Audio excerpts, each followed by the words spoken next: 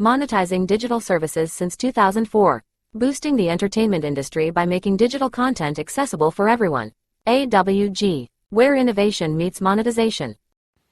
Welcome to the Human Capital Innovations Podcast. We're your source for personal, professional, and organizational growth and development, where we share original research, explore industry trends, and interview executives and thought leaders from across the globe. We hope you join us often for practitioner-oriented content around all things related to leadership, HR, talent management, organizational development, and change management.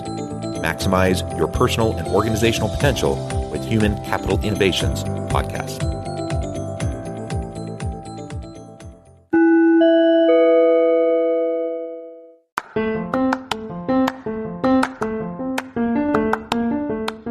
Do you enjoy the Human Capital Innovations Podcast? Enjoy ad-free listening by going to the Patreon page, and please consider contributing even at the producer or sponsorship level. And please leave a review. Thank you for your support.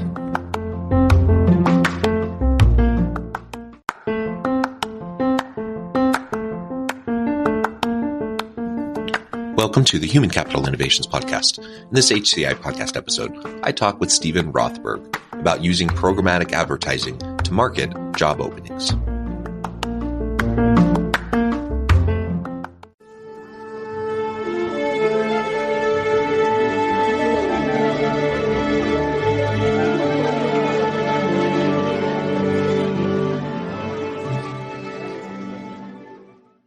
Stephen Rothberg, welcome to the Human Capital Innovations Podcast. Hey, John, it is great to be with you today. It is a pleasure to be joining you. You're joining us from New Mexico. I'm south of Salt Lake City in Utah. And today we're going to be talking about programmatic advertising in a slightly different way than people might be familiar with it. Programmatic advertising to market job openings. This is super interesting to me, and I'm excited to have a chance to chat with you about it. As we get started, I wanted to share Stephen's bio with everybody. Stephen Rothberg is the founder and chief visionary officer of College Recruiter and co-host of the Job Board Geek podcast. College Recruiter believes that every student and recent graduate deserves a great career. Its customers are primarily Fortune 1000 companies, government agencies, and other employers who hire at scale, meaning dozens or even hundreds. They advertise their part-time, seasonal, and internship and other entry-level jobs that require 0 to 3 years of experience with College Recruiter. So it's kind of like a job search site, Indeed, except for the entry-level niche. College Recruiter is global and over the course of a year helps millions of people find great new careers. I think it's fantastic. It's definitely needed. And again, I think this idea of programmatic advertising for job openings is super interesting. So as we get started, I just wanted to give you a chance to share with the audience anything else about yourself, your background, your personal context, and then we'll just dive on into the conversation. Yeah, sure. So I'm the reference to New Mexico. I'm basically sort of working remotely here. I live most of the year in Minneapolis, but I was told that New Mexico is a little bit warmer in January and February than Minneapolis is. So that's why we're here. The just a hair warmer, right? Yeah, it's rather than there being like a negative in front of the number, there's a positive. That's pretty much rather than minus 60, it's plus 60. But the Job Board Geek podcast that you mentioned, that one I was on for almost a year as a co-host with Jeff Dickey Chazins, aka the Job Board Doctor. He got too busy, and so we ended that in September, but almost at exactly the same time, I started a similar one with Peter Zollman of AIM Group, and that's called the Inside Job Boards and Recruitment Marketplaces podcast. But call it 6 of one and half dozen of another. Well, why don't we dive on in, and you can start by explaining programmatic advertising generally for everyone. Yeah, as we were talking sure. in the pre-interview, for people who do podcasting or some of these types of things, I think programmatic advertising is probably well understood because that's largely how we do it. But a lot of people, probably the average person, doesn't really know. Yeah. At a really high level, programmatic advertising, the root of that is program. And it really just means that a computer is making the decisions about where to run the ad, how prominently, and for how long.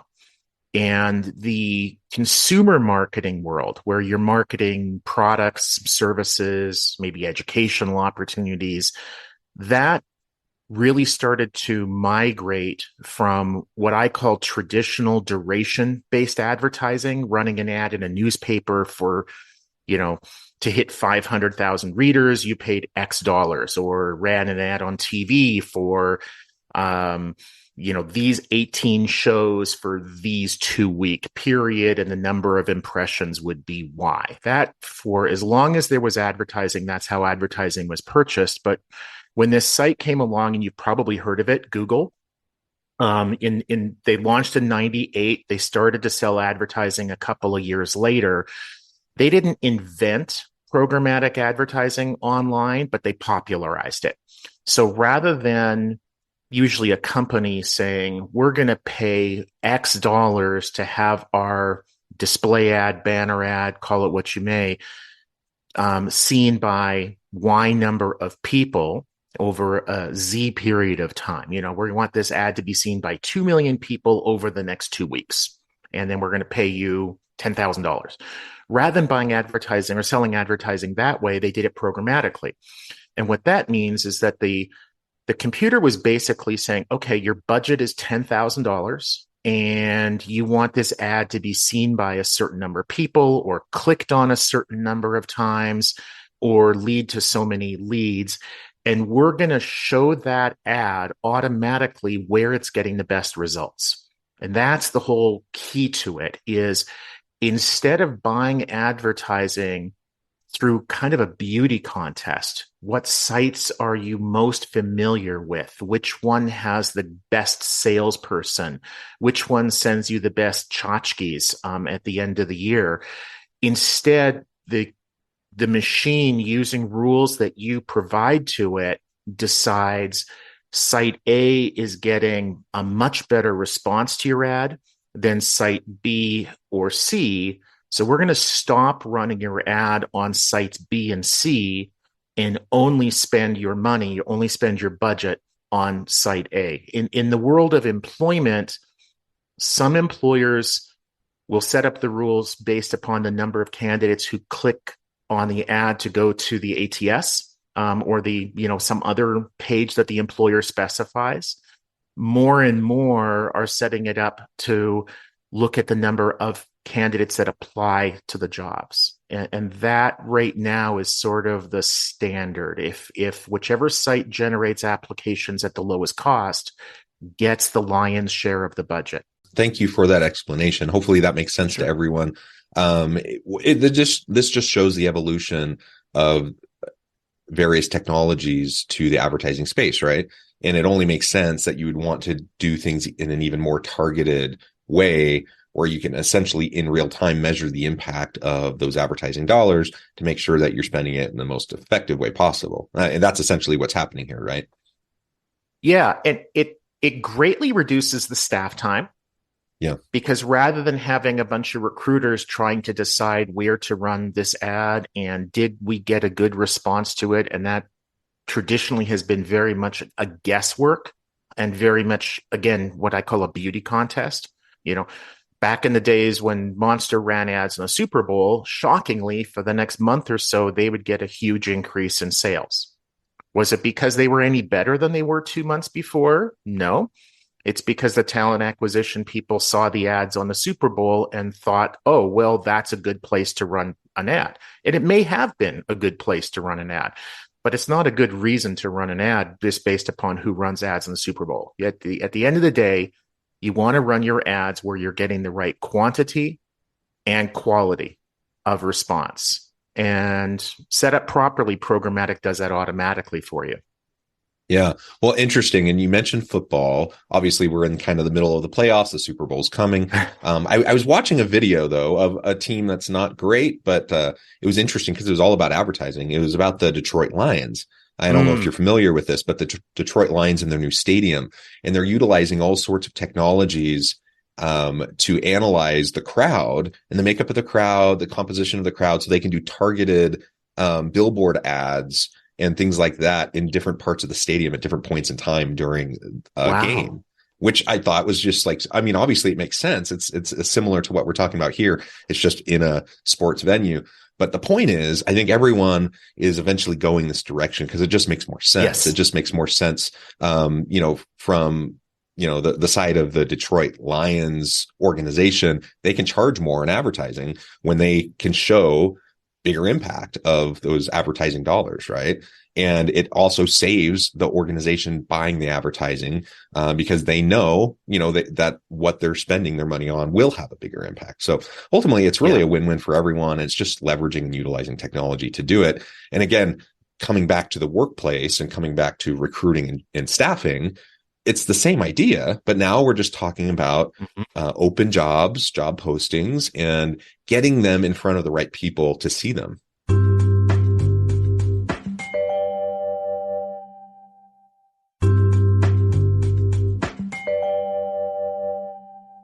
Monetizing digital services since 2004.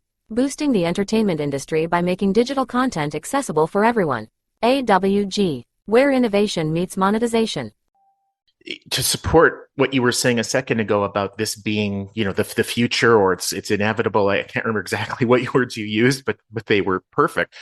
It absolutely is. In the consumer world, almost all online advertising is sold by Google, Facebook, a couple of the other very, very large players, and almost all of that is now programmatic. It's something like 90% of consumer advertising online to promote the sale of products and services is done programmatically.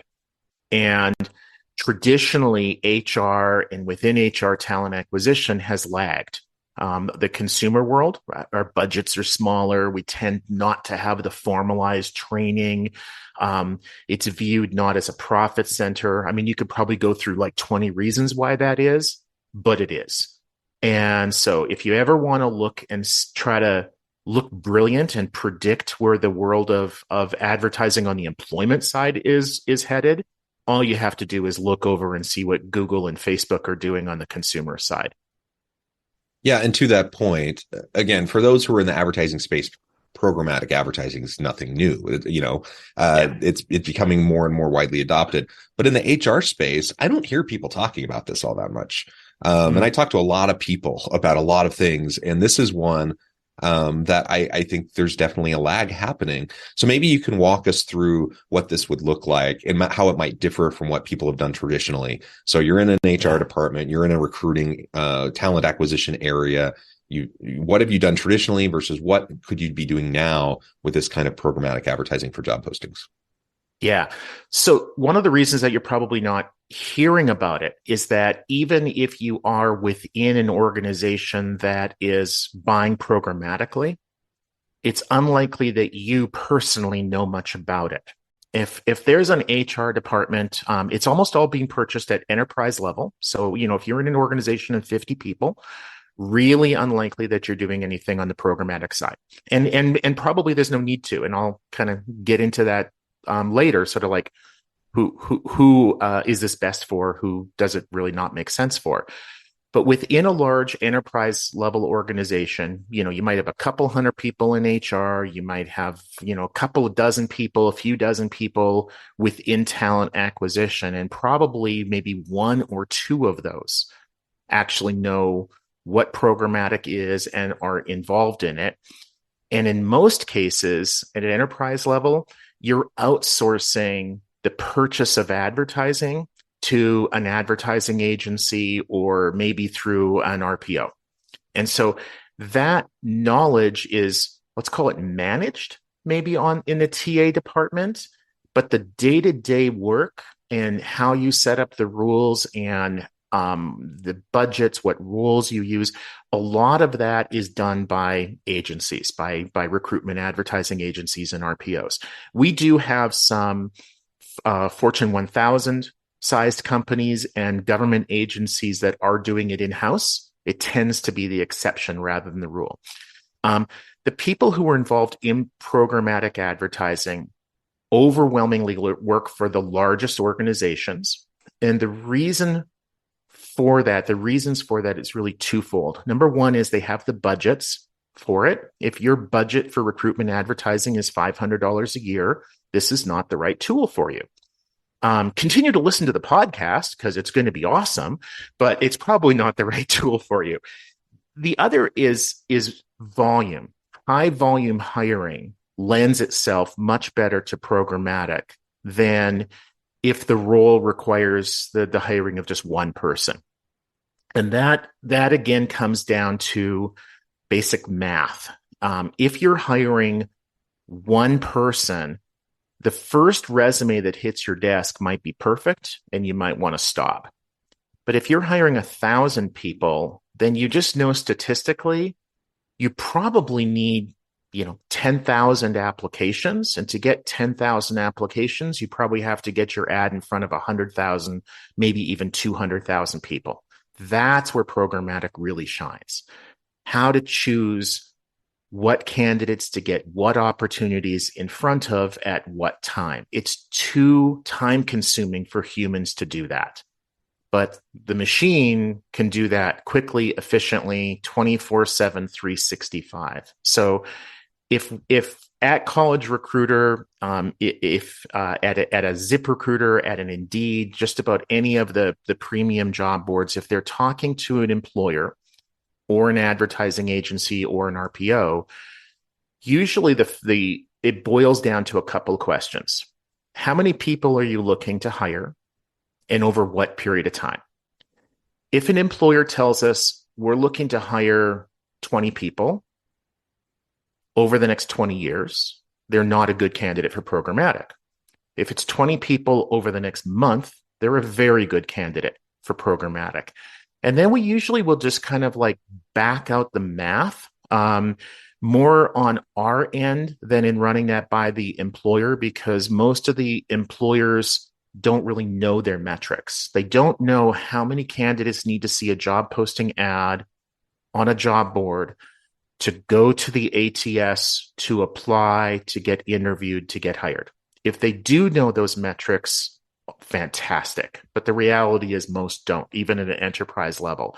So we do some estimation. We just kind of say, okay, you're this kind of organization. In our experience, this is how the math works. You need to hire 20 people over the next month. Your budget should be X. And this is how we recommend setting it up. Regardless of how we set up the campaign to begin with, and I think it's pretty common in the industry, we always look at those first couple of weeks as like a pilot. Let's get started. Let's keep the risk relatively low. Let's not blow through your budget in the first 3 days. And let's see how the results look and make some adjustments. There are almost always adjustments. It's shocking how different a customer service role with the same employer will behave very differently than even a sales role, let alone an engineering role. So just to say what industry we're in or what the kind of role is really different. It varies. I think you said that you're a little bit south of Salt Lake City. So Salt Lake City and where I'm from, Minneapolis, they're comparable in size. The climate is comparable. But I'll tell you that an ad in Salt Lake City in the second week in January is going to perform differently than an ad in the second week in January in Minneapolis, simply because you had a snowstorm and we didn't. Things like that will just impact the results.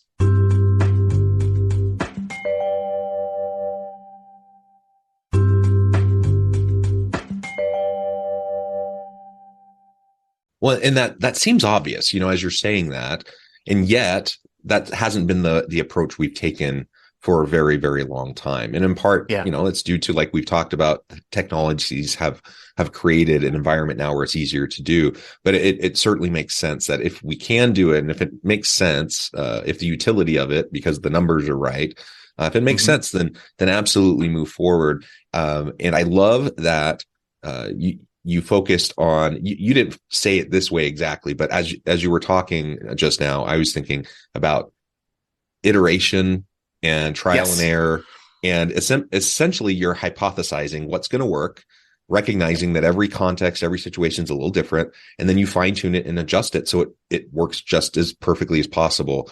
And you're refining it over time. And that seems like it should be a no-brainer. Yet I know organizations that have used the exact same method, the exact same approach, the exact same parameters for their advertising for recruitment and talent acquisition for years. And, every once in a while they might revisit it, but mostly it's the same that they've been doing for the last 10 years. And it just makes sense that that's not going to work as well as a really honed, fine-tuned approach that you can test it. Like, you literally have the metrics to test it on an ongoing basis. So why wouldn't we do that? Yeah. I can't agree with you more. And something just to add to what you're saying too, is that I was going to say you have to be prepared for, but I actually think it's more like you have to expect that it's going to change over time. So we have customers that might advertise a particular role with us, a high volume role. They're always hiring for it. And they'll advertise that with us for 11 months, and then they'll stop for a month. The reason they stop for a month isn't that they're no longer hiring. They just know that, say, from the middle of December until the middle of January, the candidates for that particular role are checked out. They're just not going to respond. So to spend money on that advertising is just flushing it down the toilet. I can't remember if it was Mark Twain or somebody else, but somebody said years and years and years ago, before my time, which is a long time ago, that I know that half of my advertising is working. I just don't know which half. With programmatic, whether you work directly with a job board or whether you go through one of the vendors that specialize in that, there's no longer the I don't know which half. You can actually identify it in real time, and then the machine stops spending your money on the sites that don't work well. And that's beautiful for everybody up and down the food chain. Candidates don't want to see job ads that aren't of interest to them. If a job ad is not of interest to a candidate, they're not going to apply. And if the candidates aren't applying, they're not of interest to the employer. So why spend money? From the job board's perspective, some employers will be like, oh, well, the job board still wants us to run those ads. It's like, not really, because at the end of the day, it's about the return on investment. And if we can deliver a better return on investment to our customer than our competitors, we're going to get more budget over the long term. And that's not just a job board thing. That's in any industry. That's business 101. Yeah, excellent. And you've already referred to, not only are there going to be differences in different contexts, different industries, different job types, maybe you could talk a little bit more specifically about certain types of job roles that might be better suited for programmatic or performance-based advertising. Yeah. It boils down to, it probably only took us 5 or 6 years to figure this out. And so I'm being kind of facetious here. We have gone through iteration after iteration of trying to come up with a framework to answer that question, because we get asked that on a daily basis by customers. Is my company a good candidate for this product? And we sell advertising, job posting ads, et cetera, on a traditional duration basis, X dollars for Y months or whatever. But like most of the major job boards, we also do programmatic, pay-per-click, et cetera. Those are different things. We can talk about that later if you want. What we've found is that it really simply boils down to how many people are you looking to hire in over what period of time? College Recruiter is probably somewhat different than, say, a ZipRecruiter or an Indeed or Talroo or Talent.com or one of the other major players. But for us, if we see that an employer is looking to hire at least 10 people, preferably at least 20 people, into a particular role in a month, then it's like bingo. And, the big lights come on and the glitter ball is going and confetti is dropping because they're a great candidate. We have not found much correlation at all occupational, in terms of occupational field.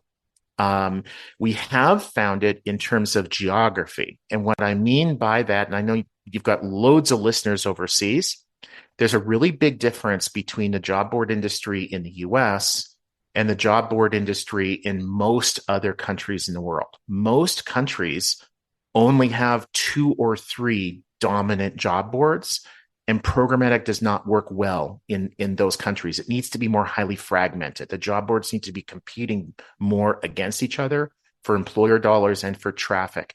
In the US, it's the most highly fragmented market in the world. So programmatic works better here than it does in most other areas. It is growing rapidly in the UK, the EU, Canada, etc. But you go to countries like Poland, Romania, very dominated by 2 or 3 job boards. It hasn't gotten traction there yet. Yeah. Super interesting. Well, Stephen, I note the time. I think there's way more we can talk about here, but I also know I need to let you go in a few minutes. I think we're going to have to put a pin in it for today and maybe continue the conversation another time. But before we wrap things up for today, I wanted to give you a chance to share with the audience how they can connect with you, find out more about your work, your team, and then give us a final word on the topic for today. Sure. Yeah, no sweat. So your listeners, feel free to reach out to me directly. I know that most of your guests don't do this, but I've always found it to be a good thing on both ends, both for the guests and for me. Shoot me an email if you want. My direct email address is Steven, Steven, @collegerecruiter.com. If you prefer LinkedIn, linkedin.com/IN/Steven Rothberg. And if you're just looking for information about College Recruiter, we're at collegerecruiter.com. Last closing thought, and maybe this is a topic for another day, another time, and that is programmatic is not the same as cost per click or pay per click or some other performance-based marketing. Programmatic is how the jobs get from the employer to the job board, and how you pay for that might be duration-based, that might be pay per click, that might be pay per application. But again, a little bit of a teaser. Very good. Very good. Stephen, it has just been a pleasure. I encourage the audience to reach out, get connected, find out more about what Stephen can do for you. And as always, I hope everyone can stay healthy and safe, that you can find meaning and purpose at work each and every day. And I hope you all have a great week. Do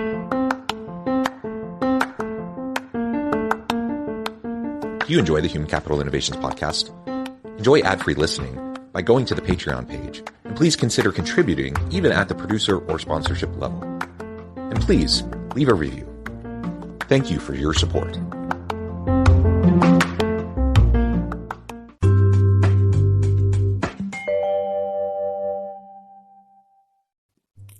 Thanks again for joining us for this episode of the Human Capital Innovations Podcast. I hope you stay healthy and safe and that you have a great week.